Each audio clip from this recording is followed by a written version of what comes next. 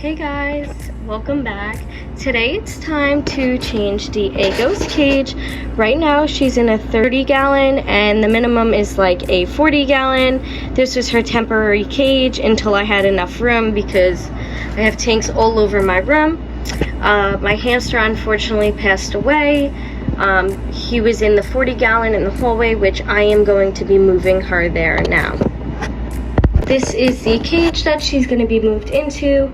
I took the stuffing out to make it more of a hospital cage for the hamster, and he unfortunately did not make it, so I'm going to be completely cleaning this with hot soap and water and then set up her cage. So the stuff that I'm going to be using in Diego's cage like this was normally meant for a lizard, but I decided to put it in my hamster's cage for now.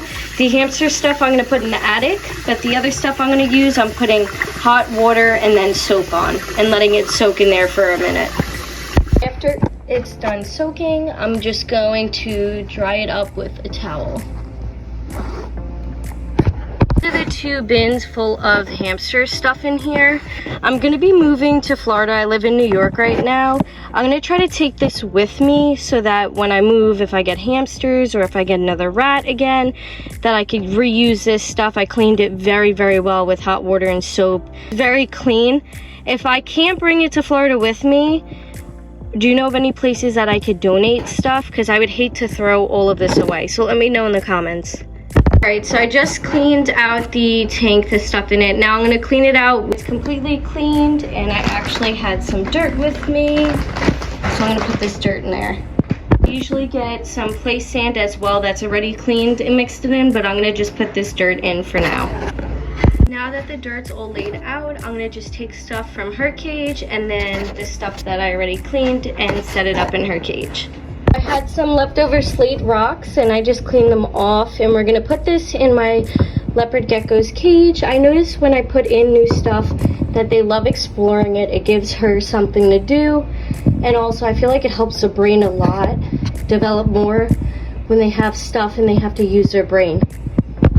So with leopard geckos, you want to make sure there is a humid section and one that's less humid. So we're going to make a little humid hide.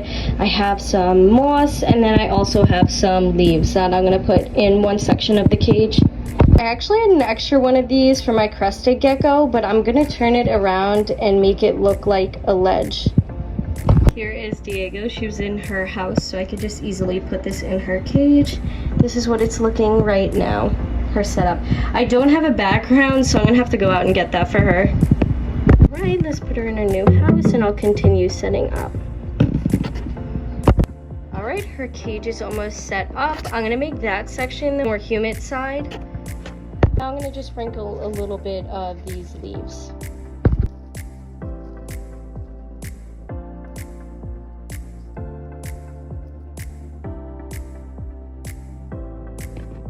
So our cage is all set up and ready to go.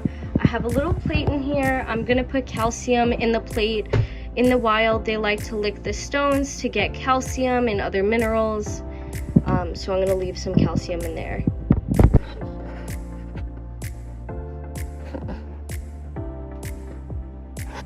Looks so good. All right, this is her tank all cleaned. I added some little rocks, and I think she loves it. I also want to mention where I get a lot of my stuff from, because a lot of people ask. I got this from Petco or PetSmart, these ones. In the house I get from Hobby Lobby. A lot of the fairy tale stuff I get from Hobby Lobby, and I absolutely love it. Anyways, I hope you enjoyed setting up Diego's cage. I'll see you next time. Say bye, Diego.